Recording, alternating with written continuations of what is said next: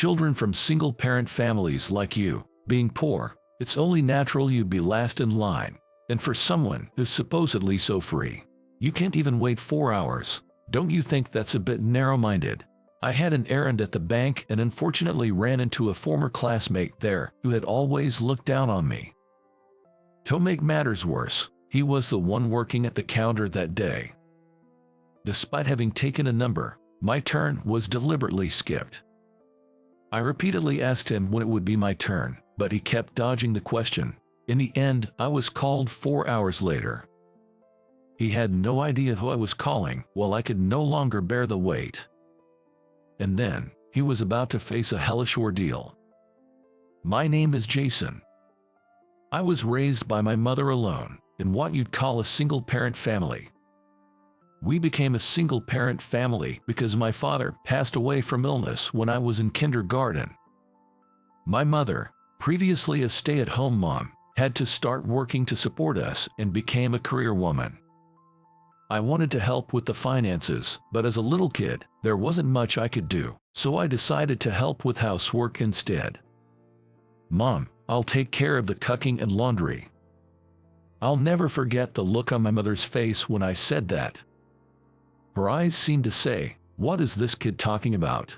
At first, she was against it, citing the dangers of fire and knives, but I insisted on helping. Eventually, she relented and let me take on some of the household chores. Of course, she knew a child in elementary school couldn't handle everything, so I started with tasks like cleaning the bathroom and only helped with cooking when she was there to supervise. The agreement was that I wouldn't do any cooking alone until I was older.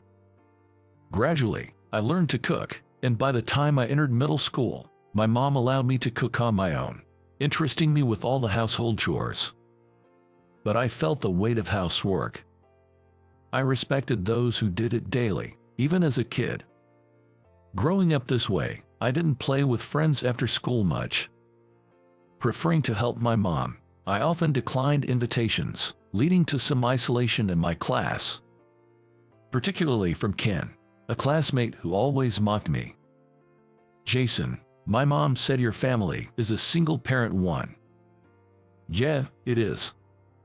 My mom said that single-parent families never lead to a good life." When he said that smugly, I retorted, "You should probably stop calling your mom mommy. We're not little kids anymore." That made Ken throw a tantrum.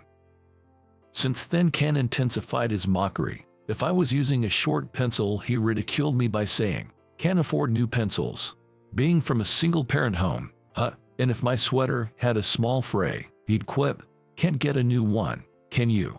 Despite the pencil still being usable and the sweater having just a minor snag. Finding such trivial matters, Ken would taunt me, insinuating it was due to my single-parent background. "I can still use these, and it's just a small fray," I'd respond. But he'd just laugh and retort, "Sure, because you're a poor kid from a single-parent home." It seemed he relished using the term single-parent family excessively. This behavior persisted into middle school, with him greeting me in the hallways, "Hey, Jason from the single-parent family." By then, I simply ignored him. It was too bothersome to engage. In place of me, someone else started to stand up to Ken. "Ken, enough is enough," she would yell on my behalf. That person was my classmate, Emily. I first met Emily when I was at the supermarket, pondering what to make for dinner while picking out ingredients. She happened to be shopping at the same supermarket and approached me, calling out, "Jason." She was shopping for snacks at the same supermarket and approached me, noticing my basket full of groceries. "Running errands, that's impressive." "No, just picking up ingredients for tonight's dinner and thinking of making some side dishes." "Side dishes?" Her astonished reaction made me chuckle. "It's just me and my mom at home. She's always busy working, so I handle all the housework." "What? You cook too?" "Absolutely." "Jason, you're amazing." "I don't do anything." "Well, I guess that's normal. We're just middle schoolers, after all." Emily chuckled at my response, seemingly unsure how to react. I was used to such reactions, so I added, "Well, I enjoy doing it, so it's okay." After that, Emily started to show concern for me, saying things like, "Jason, I've recently started learning to cook too."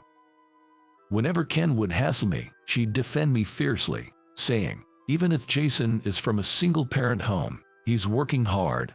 He doesn't deserve to be spoken to like that by someone like you. If you have a complaint, try being more hard-working than him first."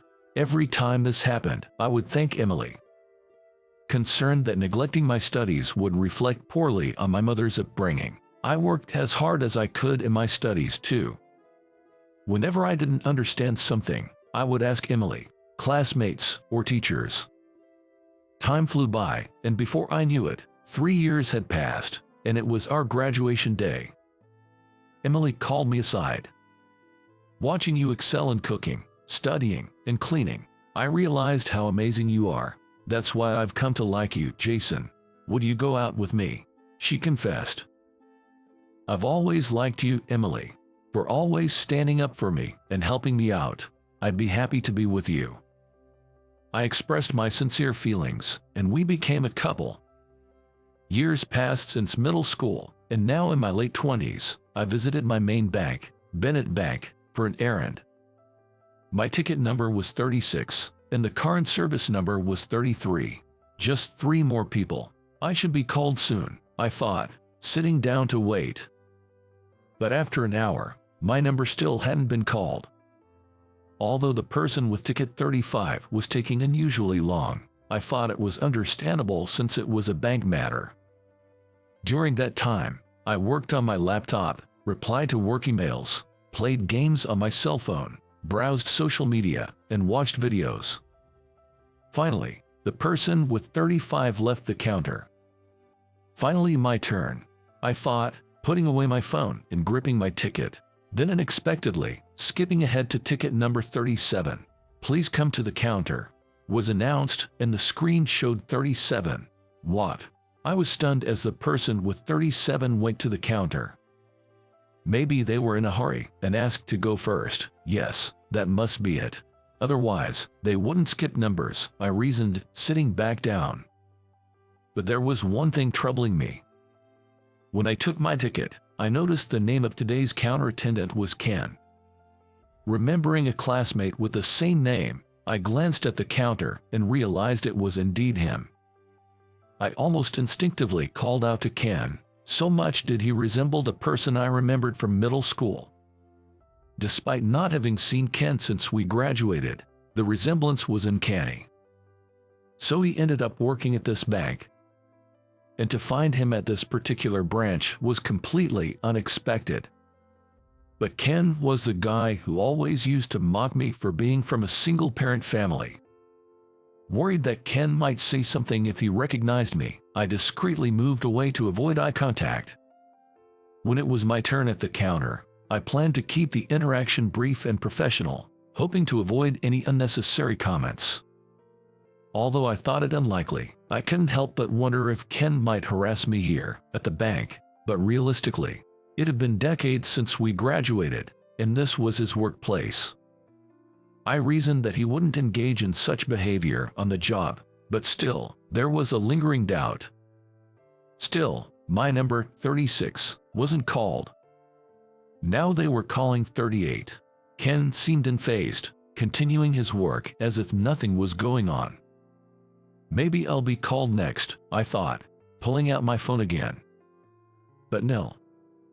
My number wasn't called. The counter was now serving 60. Of course, I approached the counter.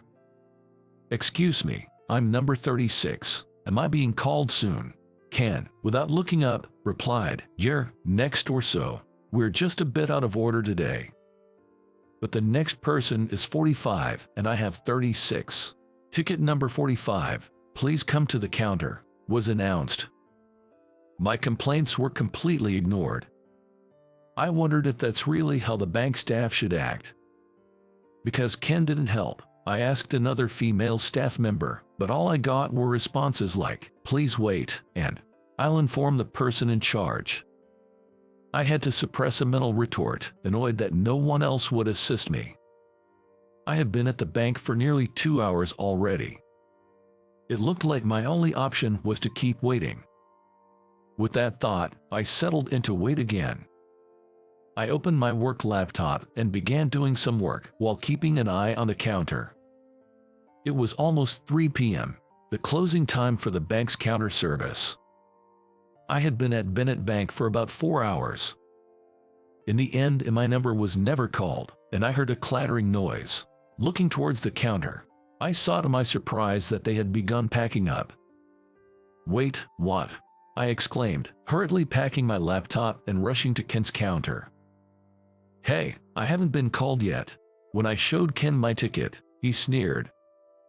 "Oh, my bad. I thought it'd be funny to call the poor guy from a single-parent home last, but I totally forgot about you," he laughed. "So he did it intentionally?" Frustrated, I said.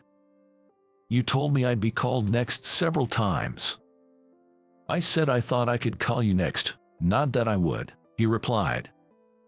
"Jason, being poor and from a single-parent home, it's natural for you to be last. You probably don't have anything important anyway. Can't you just wait? The bank isn't a charity. You're too narrow-minded if you can't wait," he mocked. I was stunned by Ken's attitude. He knew about my family, made me wait 4 hours, and didn't apologize. And in the end, he's suggesting that my inability to wait is a sign of my narrow-mindedness. I made up my mind. "Fine, I get it. I'm done here. If you want, I can help you now, but since it's past 3 p.m., you'll have to come back another day," he said, still laughing. Disappointed with Bennett Bank for allowing such behavior, I left without another word. Then, I made a phone call. The next day, David, the manager of Bennett Bank, was at my doorstep. "Mr. Ford, please reconsider closing your account with our bank. Sorry, but I've already decided." "Please." David was quite persistent, continuing this back and forth, but my decision remained unchanged. The person I called yesterday was David, the branch manager of the bank I went to. During that call, I informed him of my intention to close my account with Bennett Bank. He was shocked. "After all these years, why, Mr. Ford? I received unacceptable service at your counter. I can't trust your bank anymore," I said before hanging up. I'm not sure if David heard about what happened at the bank, but he contacted me again that night. He requested, "Please let me talk to you tomorrow morning." True to his word, David actually came to my house the next day. He seemed to know everything that had happened. David was sweating profusely, wiping his forehead with a handkerchief. "Our counter staff did something inexcusable. Ken was recently transferred and didn't know about you. We'll fire Ken. He's been problematic even at his previous branch, receiving complaints and causing issues. We will definitely fire him today, effective immediately. He won't bother you again, and we'll do anything else you need. Please reconsider closing your account. It's not your fault, David, you weren't there, but the fact that Ken himself isn't here to apologize, I don't feel any sincerity," I replied calmly. "Then, I'll have Ken come and apologize. Shouldn't he have been the first to come? His behavior towards me yesterday was seen by others. It's unacceptable, both as a bank employee and as an adult." "Well, I did tell him to come along." David's gaze was darting around nervously. I figured Ken probably said something like, "There's no way I'm apologizing to Jason," and bailed. Jason. I turned around to find Emily there. We'd been together since graduating from middle school and started living together after university. "Harrison Bank is willing to accept all our deposits on the terms you set. They want to start the procedure right away," she informed me. "Got it, thanks." "So, David, I'm sorry, but we're moving all our deposits to Harrison Bank under better terms, so I can't reverse the account closure. Please proceed with the process," I said firmly. David finally seemed to accept it, looking dejected as he left. David seemed to have aged about 20 years all at once. Maybe it was just because he already had gray hair, but that's the impression I got. In the spirit of strike while the iron is hot, Emily and I headed straight to Harrison Bank. I muttered, I hope I didn't do David from Bennett Bank wrong. Emily quickly said, no way. Ken is the worst, and the bank let it happen. Plus, Ken never even apologized. He hasn't changed since middle school. I always appreciated that aspect of Emily, unchanged from the past. Well, our business with Bennett Bank is over, and we won't have to deal with them anymore. Let's leave it at that. Maybe you're okay with it, Jason, but I'm not. If I find Ken, I won't let him off, Emily said, mockingly practicing punches. I hoped for a more peaceful approach. As we arrived at Harrison Bank, we were shocked to see who was there. Ken, what's he doing here? There stood Ken. He was wearing a suit, but it appeared somewhat dirty. He approached us quickly when he saw us. Jason, it's all your fault, he began shouting. Why would a poor guy like you deposit $5 billion at our bank and then transfer it to another bank? What's that about? I'm moving banks because of your attitude yesterday, I replied. What, you, from a single-parent home, must be poor. That $5 billion must be dirty money. How did someone like you even get that much? It's all clean money. I'm running a company with Emily now. That's how we earned it. Ken was losing his cool. You might not know, but our company, Help Rabbit, is doing really well, Emily said. Help Rabbit. Isn't that the home service company I've seen on TV commercials? Jay, that's my company. Actually, Emily and I run a company together, which specializes in home service. Growing up in a single-parent household, I was responsible for all the household chores. I deeply understood the difficulty of managing home tasks. That's why, inspired by this, Emily and I started our own company after graduating from college, offering home service. This venture turned out to be a huge success, and now, my savings amount to $5 billion. Ken, get it, Jason's not poor anymore, and you lost your job at the bank because of how you looked down on him. You're stuck in the past, and that's why this happened, Emily said, looking down on Ken. Ken just crumbled right there. Afterward, we successfully changed our main bank to Harrison Bank. Ethan, the branch manager, was overjoyed, giving us a warm welcome. When we entered the meeting room, there was a banner saying, "Welcome, Mr. Ford," and even Mr. Thompson, the head of Harrison Bank, came personally to thank us. Thank you for choosing our bank. We will support you for life, he said. We shook hands. I vividly remembered the stark contrast in treatment compared to Bennett Bank. Though a bit overwhelmed by the commitment, I was looking forward to our new dealings with Harrison Bank. Later, Ken actually showed up at my house once, begging, "I apologize for everything. Please ask David to ignore my firing." "No, it's too late for apologies," I firmly replied. Then, "Can you employ me at your company? We were classmates, right?" When he tried to plead again, Emily said, "It's too late for that, you two-faced jerk. Don't you dare come back here again." Then, he fled the scene. I later heard rumors about Ken. He tried to get a job at another bank, but apparently, his reputation for unbelievable customer service had spread, and he couldn't find employment at any bank. This led him to a path of despair, drowning his sorrows in alcohol. Ken apparently even had a fiancée, but after losing his bank job, they broke up. The fiancée was the daughter of a high-ranking officer at the Bennett Bank, so marrying her might have helped Ken's career, but that opportunity was lost too. Now, he's neither returned to his hometown or been heard from, effectively missing. Despite it being his own doing, I couldn't help but feel sympathy for his tragic end. Meanwhile, Emily and I continued to work hard as usual. Our company, Help Rabbit, currently offers 2 service plans: an affordable easy plan for regular families and a more expensive luxury plan with enhanced services. I suggested to Emily that we might create a new plan, somewhere between these two. Emily thought it was a good idea, saying, Each family has different financial situations and needs. Maybe we should offer a customized service plan tailored to their specific desires.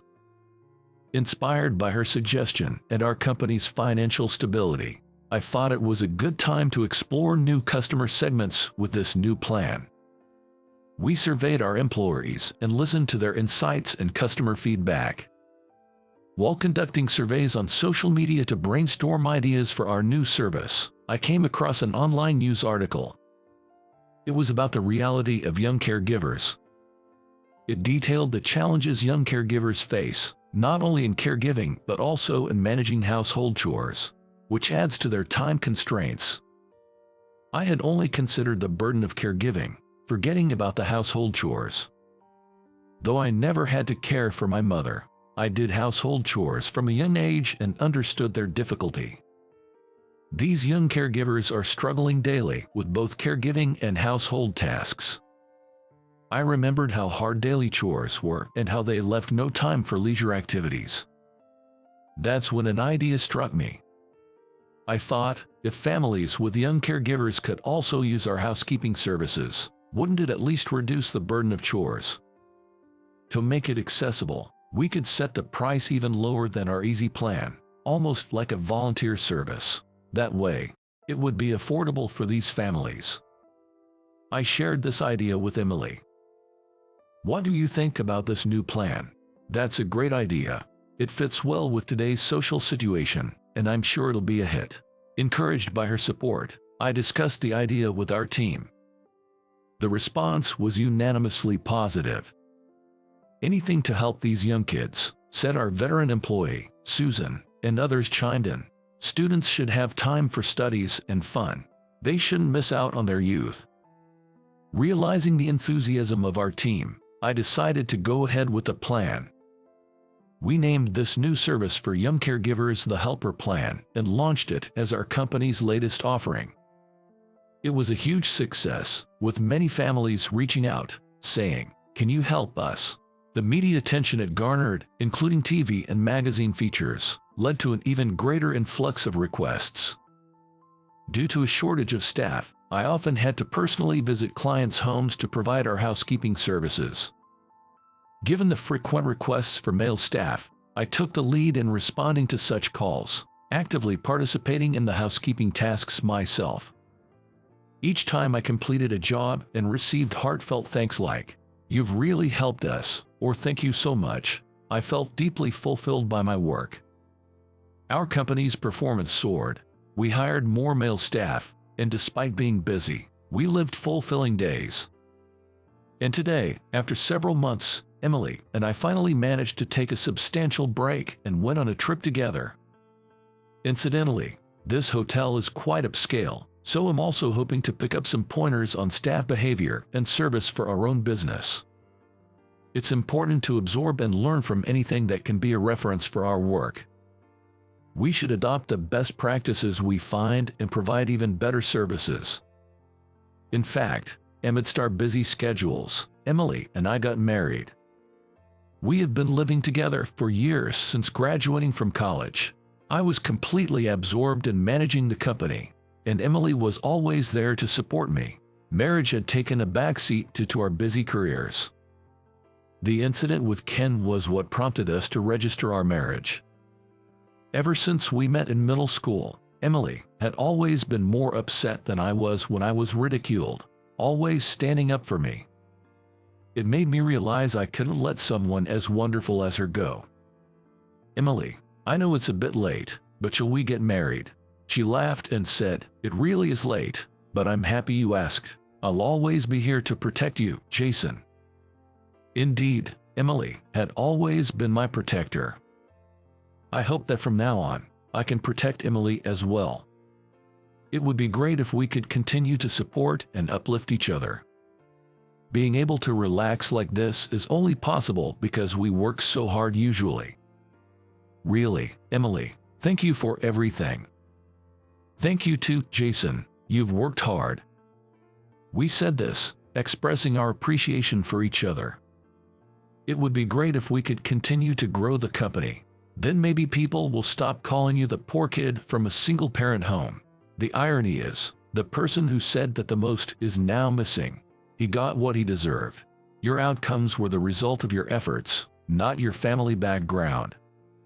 Yes, as Emily said, one's family background doesn't determine their ability to achieve success. Despite not being raised in a normal family with both parents, I managed to graduate from college, start a company, and achieve smooth business operations. I've personally felt that everything depends on one's efforts. Hard work will surely bring good results. I hope to continue putting in the effort, together with Emily and our employees, to achieve great outcomes.